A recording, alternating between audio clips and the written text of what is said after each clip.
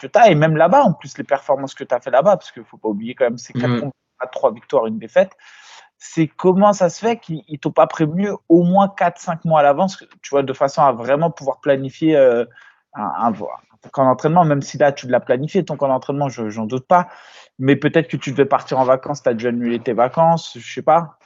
Comment tu as géré? Écoute, moi, je t'avoue, quand j'ai vu l'UFC Paris, je me suis planifié sur l'UFC Paris, quoi. On avait eu des discussions déjà auparavant. J'avais déjà failli signer 2 fois à l'UFC avant ça. C'est vrai que quand on a annoncé l'UFC Paris le 3 septembre, bah, machinalement, je me suis organisé pour être, enfin, dans ma tête, en tout cas, j'étais sur la carte.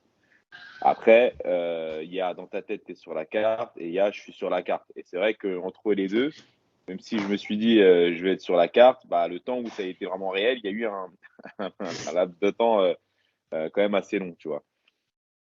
Et globalement, j'étais déjà dans ma tête, j'étais sur la carte. Bah, ça a payé, puisque tu l'es. Après, comment tu as pris la nouvelle du coup, et c'est quoi la différence entre ta première signature à l'UFC et là maintenant? Qu'est-ce qui a changé, entre guillemets, dans ta manière d'aborder la chose?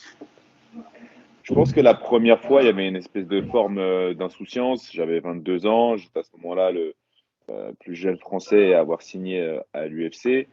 Euh, il y avait surtout beaucoup d'insouciance et beaucoup de finalement, bah, on ne sait pas vraiment ce que c'est l'UFC.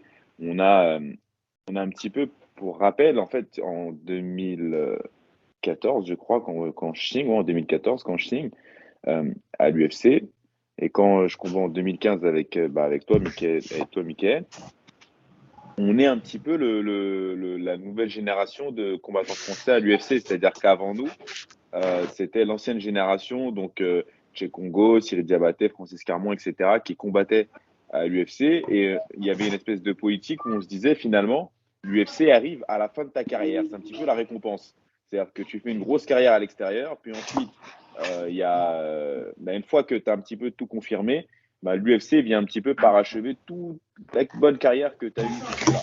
Alors que nous, on s'est aperçu que non, en fait, c'est pas vrai que tu peux signer en étant un jeune combattant, tu peux signer en ayant une carrière qui est en cours, et surtout, il y a pas de, y a pas de logique de ce genre-là. Donc après ça, tu remarqueras, Vlogs, et Wesh, Mika aussi, je pense. coupe ton son derrière, wesh. On entend.